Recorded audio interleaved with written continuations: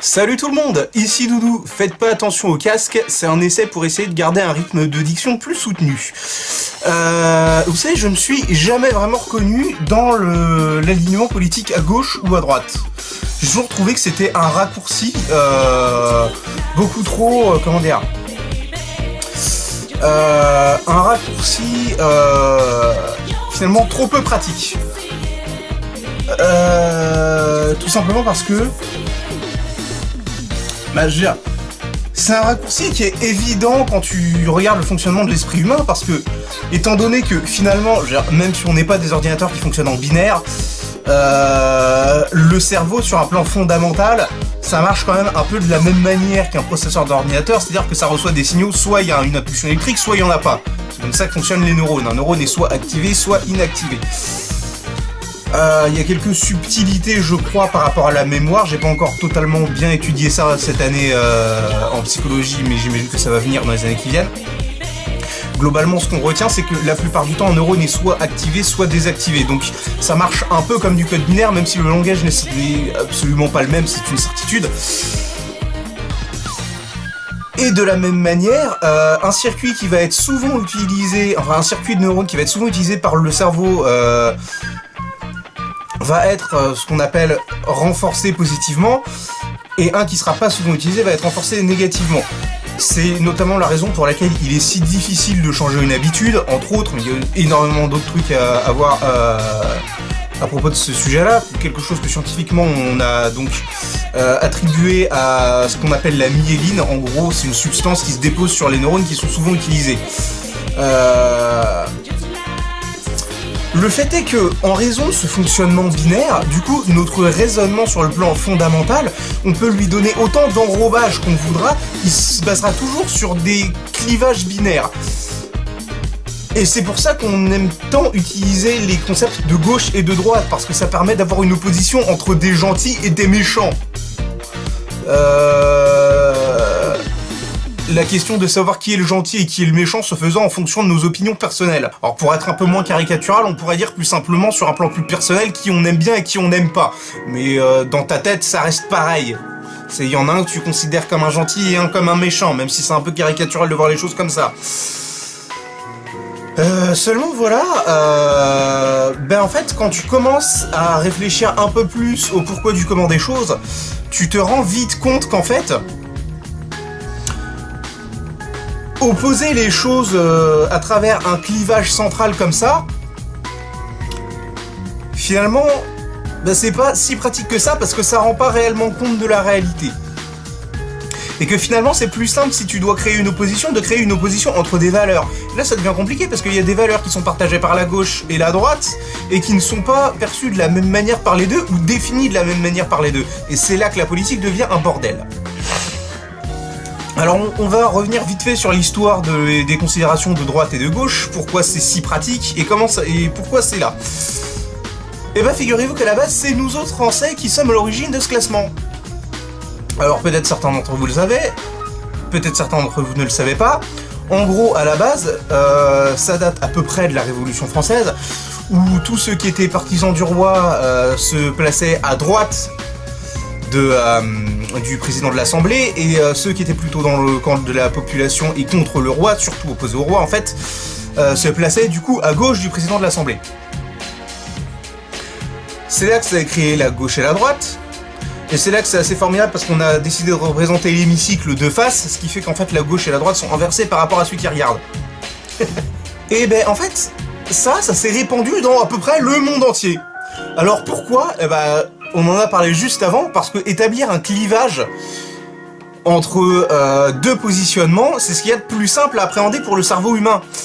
Et donc comme c'était pratique à appréhender pour à peu près tout le monde, y compris et surtout pour la population qui essayait de comprendre comment ça fonctionnait, du coup c'est devenu le moyen d'expression le plus simple pour se définir politiquement.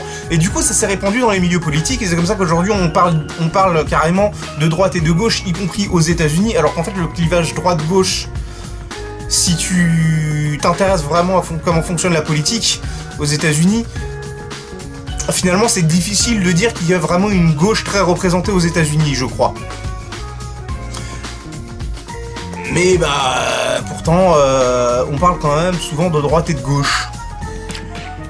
Alors peut-être que c'est juste un raccourci fait par nous autres Français pour parler des Américains, hein, mais il me semble que même eux, ils font des raccourcis malheureux comme ça. Et je dis malheureux, c'est pas pour rien. Un truc qui me perturbe énormément, c'est que moi, quand je suis né, et quand j'ai grandi, quand j'étais enfant, genre, la gauche, c'était bien. Genre, c'était les gens qui étaient dans le camp du peuple, qui étaient contre le méchant capitalisme. C'est caricatural ce que je raconte, hein. Mais en même temps, genre, là, on explore la pensée de moi quand j'étais enfant. Si vous vous attendez à une réflexion poussée sur la politique quand j'avais 10 ans, vous pouvez aller vous rhabiller. Enfin bon, le fait est que, quand j'étais gamin, ça paraissait logique. Ceux qui sont à gauche, c'est les alliés du peuple et de la cause ouvrière en soi, même s'il n'y avait plus vraiment déjà de classe ouvrière à l'époque, mais ou alors on parle des immigrés et là ça devient compliqué. Bon, et la droite c'était les méchants capitalistes qui voulaient juste exploiter les gens. Et aujourd'hui, la gauche c'est les méchants woke idiots qui sont complètement débiles et complètement matrixés dans leur idéologie à la con. Et la droite c'est les protecteurs de la population française contre l'immigration. Déjà, on n'a plus les valeurs, et en plus, c'est quoi cette inversion ultra violente de qui est le gentil et qui est le méchant, si on veut rester caricatural. C'est là que je m'abaisse vraiment à un niveau approprié pour parler à des enfants de CP, là, quand même. Mais en même temps, genre, même en étant si caricatural, genre, ça montre bien le ressenti, si vous voulez, genre... Pour reprendre un peu moins caricatural, les gens qui... En gros, on avait nos alliés à gauche et nos ennemis à droite... Et maintenant, on a nos ennemis à gauche et nos alliés à droite.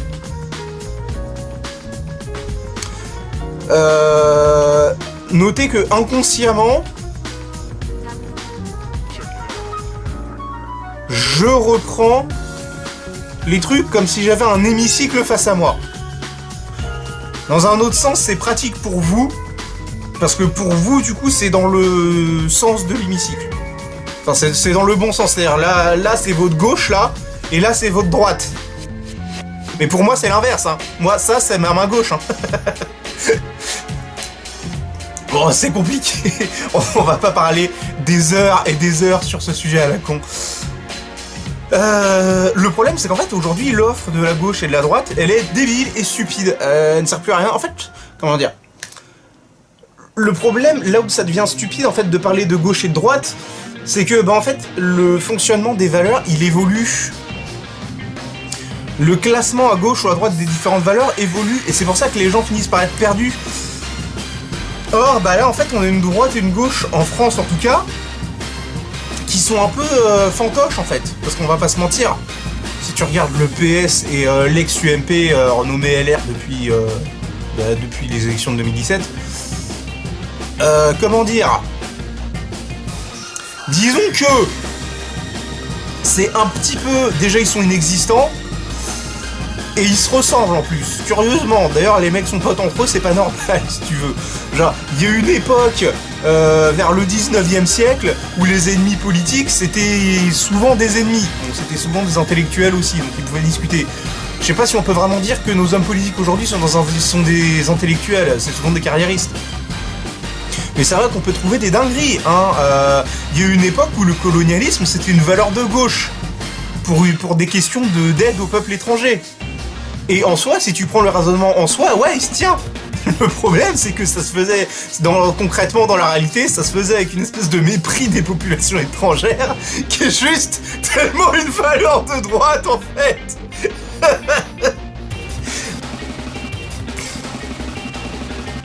Mais sauf qu'à l'époque, il y avait une forme de naïveté, en fait, si vous voulez. Genre, c'était pas fait méchamment. C'était juste de l'ignorance.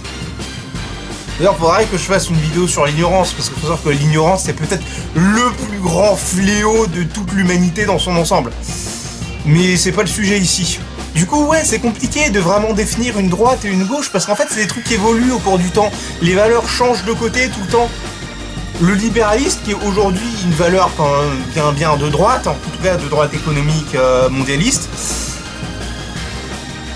à l'époque de la Révolution française, c'était plutôt une valeur de gauche. Et comme quoi, ça s'est bien décalé sur le spectre, hein, vous voyez.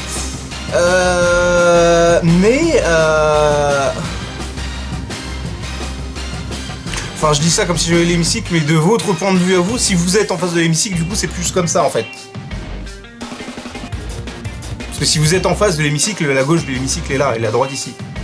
Et paf, sandwich. J'arrive pas à être sérieux, c'est une catastrophe. Et le baromètre change tout le temps, évidemment.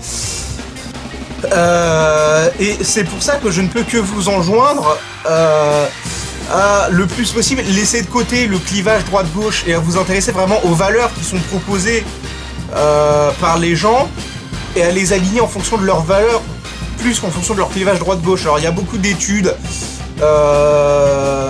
socio-psychologiques qui tendent à montrer que le clivage droite-gauche va encore être très utile dans nos sociétés, et ça m'étonne pas plus que ça. Maintenant, le problème, c'est que c'est un raccourci qui est certes utile, mais qui est aussi un peu malheureux dans un sens, parce que bah, ça simplifie trop le bousin, et finalement, ça permet pas de rendre compte de la complexité de la réalité. Alors, il y a d'autres théories qui émergent, notamment une qui parle d'une quadripolarité de la politique française, qui collait assez bien à la politique lors des élections de 2017, mais aujourd'hui, je sais pas ce qu'il en est, donc quid. Et je ne sais pas trop bah, si les gens sont prêts à accepter ce genre de choses, mais moi ce que j'aimerais vraiment, c'est que les gens se rendent compte que c'est un raccourci utile quand tu veux définir une opposition entre des gens que t'aimes bien et des gens que t'aimes pas. Mais le problème c'est que bah, ça fait pas avancer le débat derrière ça. Et il faudrait vraiment, comme je l'ai dit, du coup, s'intéresser plus aux idées et aux valeurs. Parce que ce qui change, c'est pas les valeurs en soi, c'est les mœurs. Or, aujourd'hui, les mœurs, plus que jamais, les mœurs et les idéologies, elles sont surtout définies par une doxa médiatique. Ce qui veut dire qu'en fait, on laisse le choix de nos idées, de nos idéologies, et de nos... comment on dit c'est quoi l'adjectif pour dire qu'on est partisan? Vous savez ou pas? Moi je sais pas. Bon, de nos choix partisans en soi, en gros on choisit vos choix partisans à votre place. Et du coup ça permet de manipuler la population entière. Ça permet finalement de manipuler totalement, d'avoir une mainmise sur la politique du pays, et c'est la raison pour laquelle aujourd'hui c'est la merde. Parce que les gens, en fait, les gens regardent trop... la plupart des gens sont encore trop scotchés à leur télé, et ils ne s'informent qu'à travers ça. Or, bah, le niveau de l'information à la télévision, sur Internet, on est tous au courant qu'il est médiocre. Le problème, c'est que la population qui est sur Internet est minoritaire par rapport à la population qui s'informe par rapport à la télévision. Et donc, bah, les gens sont stupides. Et sur Internet, ils sont stupides aussi, et du coup, ils deviennent mélanchonistes. Bon, ça, c'est autre chose. Mais ouais, le problème, c'est que ça manque d'intelligence, et les gens se laissent trop facilement manipuler. Mais c'est normal, en même temps, genre... Tout est fait pour qu'il soit manipulable. On est dans un système qui est verrouillé, un temps médiatiquement, politiquement. C'est pour ça que c'est si dur d'en sortir. Mais si les gens se posaient 2 secondes et arrêtaient de prendre un clivage gauche-droite, s'intéressaient vraiment aux valeurs et à ce qu'on raconte vraiment les gens, plutôt que de dire « Ah, extrême droite !» ou alors « Ah, gauchiste !» Finalement, peut-être que on aurait un débat public qui serait plus intéressant, mais pour ça, il faudra déjà réussir à se détacher de la doxa médiatique et de son influence sur Internet, ou plutôt de l'influence de son de sa contre-influence sur Internet, de l'influence de ceux qui sont contre, ou je sais pas trop quoi. Encore que c'est difficile de dire si les gauchistes sont... Vous voyez, même moi je fais des raccourcis. Bon, si la gauche débile, on va l'appeler comme ça, c'est ça, c'est la partie débile de la gauche. Si la gauche débile est vraiment contre le système, ou si c'est une gauche fantoche qui sert un peu de vanne de sécurité, ce vers quoi je serais plus enclin à me diriger personnellement. Du coup, ouais, on a la doxa du pouvoir, et en face une espèce de gauche fantoche. Et ça ne permet pas un débat, parce qu'ils se sont appropriés du coup le clivage gauche-droite, voilà, on a la doxa médiatique à droite et la gauche fantoche à gauche, du coup, logiquement. En fait, je suis pas convaincu qu'ils soient ni à gauche ni à droite, très honnêtement. Ils sont surtout dans leur camp à eux et le clivage gauche-droite, et il est juste là pour nous matrixer le cerveau. Du coup, la solution, en fait, ce serait qu'on se mette à réfléchir un peu plus, à s'intéresser plus aux valeurs et à ce qu'on veut comme avenir pour le monde, plutôt que vraiment, comment dire, plutôt que de se positionner sur un axe gauche-droite qui est complètement possédé par les gens au pouvoir et par le verrouillage du système politico-médiatique. Parce que c'est bien gentil de parler de système et de critiquer le système, mais encore faut-il définir quel système. Moi je sais de quoi je parle au moins. Et je suis à peu près sûr que si on arrêtait de s'écharper sur des questions vaines et des considérations stupides et qu'on commençait à s'intéresser aux valeurs que chacun prône, bah, les gens tomberaient plus facilement d'accord, curieusement. Même dans des camps soi-disant opposés. Mais pour ça, il faudra déjà que les partisans de la gauche débile se comportent de manière débile. Et ça risque d'être un peu compliqué. Faudrait réussir à ouvrir les yeux sur ce qui se passe et sur le fait que les gens, sur la manipulation qui s'exerce sur les gens. Et là, je pense qu'on arriverait peut-être, avec un peu de chance, à discuter plus. Il faut y aller avec des pincettes, quoi. C'est un processus, c'est sûr. Ça va être compliqué. Ce que j'espère, c'est qu'on va réussir à ouvrir un dialogue et à dialoguer vraiment sur des valeurs plus que sur un clivage stupide qui finalement aujourd'hui nous pose problème plus qu'il nous rend service.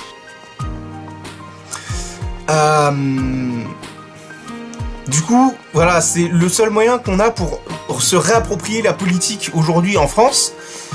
Et peut-être même qu'avec un peu de chance, comme on a toujours été à la pointe d'à peu près tout, on va retrouver notre grandeur en tant que pays.